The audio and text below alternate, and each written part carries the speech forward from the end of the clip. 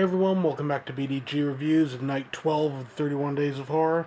What I'm reviewing tonight is The Changeling. This isn't going to be an actual review of the movie because I've reviewed that before. This is going to be mainly a review of the Blu-ray.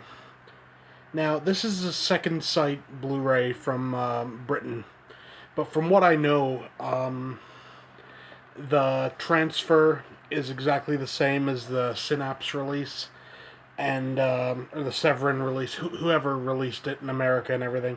And I'm pretty sure all like the features are the same. The only real difference is this comes with a kick-ass box, hard chipboard box, a soundtrack, and a book. And I just like that artwork better. You know, that's honestly the only reason I got this one instead of the U.S. release. It's region free, so if you haven't picked up the Changeling, and for whatever reason maybe you can't find the U.S. release perhaps, or you just like this release better, this will play on any player. I'll do a quick review of the movie because I've covered it before. This is a complete S-class film. The basic plot: you got a guy that's a musician. He's a composer, and his wife and kid get killed, and he moves into this old house to start like a new job as like a teacher, and like haunting stuff happens. You know, I've gone into it before. I'll leave a link to the original review down in the description. Uh, this actual Blu-ray, it's interesting because it's either a 2K, no, it's a 4K restoration. And yeah, Severin Films. That's it. My bad. It looks good, but it doesn't look like pristine. It doesn't look like a movie that was just filmed like the other week. It looks like a movie from like 1975 or whenever it was made. I don't know. 1979. You know, there's a good amount of grain in it, especially in the day scenes, which is really weird because I've found usually movies that have a lot of grain, it tends to show up in the dark scenes more so, like especially like if you look at something like Battles Without Honor and Humanity or like Itchy the Killer and stuff like that. Like, admitted they're all like Japanese movies, but the grain that you see in those and everything, all and the like problems, if you will, with the transfers, always seem to come up in the night scenes. But this is the opposite. The dark scenes are fine, are perfectly fine, but some of the day scenes are very, very grainy, and I think that was a stylistic choice. I think they decided when they redid it not to run it through any DNR or anything. Honestly, I'm glad. It looks great the way it is now. Um, I don't think this movie would look right, like all shiny and new, but that's just me. For special features, again, I'm pretty sure these are all the exact same features that are on the Severin release. If I'm not, if it's not, sorry. If it is, it is. So you got, well, the 4K scan. You got an audio commentary with Peter Medak, Joel Michaels, and David Gregory from Severin Films. I actually just listened to that commentary right now, and it's actually really informative and it's quite interesting. It's a good commentary. Next up, we got The House on Chesman Park, The Haunting True Story of the Changeling. That is a really interesting story. Really interesting feature.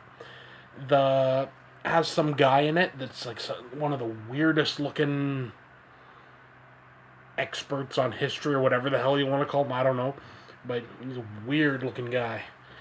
He sounds weird too. I don't know what his deal is. Really interesting little documentary though.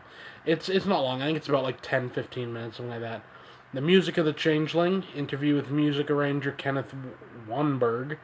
That again was very interesting because this has a really nice Really nice soundtrack to it.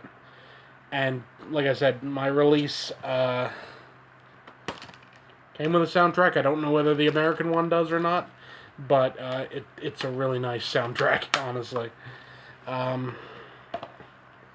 Next is Building the House of Horror, interview with art director Ruben Fried. It was, it's like, that was kind of just like your basic, you know, talking about the art direction and everything. It was okay, that one. The Psychotronic Tourist, The Changeling, that was pretty good if I remember right. I can't quite remember what that was actually about, but I remember liking it. Yeah. And then there was Masters of Horror, Mick Garris on The Changeling. He talks about how he feels about it. And the movie's like a certified masterpiece, honestly. Then you got trailer, TV spots, and new subtitles. Uh, and of course, the soundtrack, 40-page book, and come here. 40-page book, and double-sided poster. I have that hung up. I can't really show it to you, but it has both the new artwork and the original. I go with the new. I kind of like that. Honestly, that's just me. But this release, all in all, is magnificent. This came out this year, right? Yeah, 2018. I would maybe even give this release of the year, because it's a really, really nice transfer. You know, as long as you're not too picky about the grain and everything, a really nice transfer. And the movie is a certified masterpiece. Um, all in all, this is my highest recommendation. If you haven't seen The Changeling, now admitted, it's not for everyone. This is very slow burn. It's very much in the vein of The Haunting, you know. So if you like slow burn, you like the original The Haunting, you're gonna like The Changeling. It's a classy ass horror movie. And they go on in the commentary, and like they don't think of it as a horror. It's like a supernatural psychological thriller. Like, screw you. It's a horror movie. Revel in the fact that you made an awesome horror movie. Yeah, but yeah. So that's it. I'll put a trailer down below. Um, Changeling, S-Class film, S-Class Blu-ray. Like I said, don't have the American release, but from what I know, it's pretty much identical.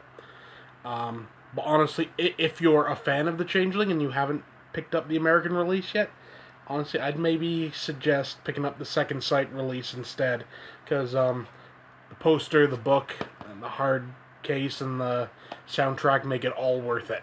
So yeah, Changeling, total S-Class. Yeah, so that's it for tonight. Later tonight, I'm actually going to see Halloween in the theater. It's the 40th anniversary release of Halloween, so it's the original Halloween, not the new one. So I'm gonna be reviewing that tomorrow night for tonight. Well, you get what I mean. So I'll be talking about like the theatrical experience of seeing that in the theater. But yeah, that's it for now. See you next time.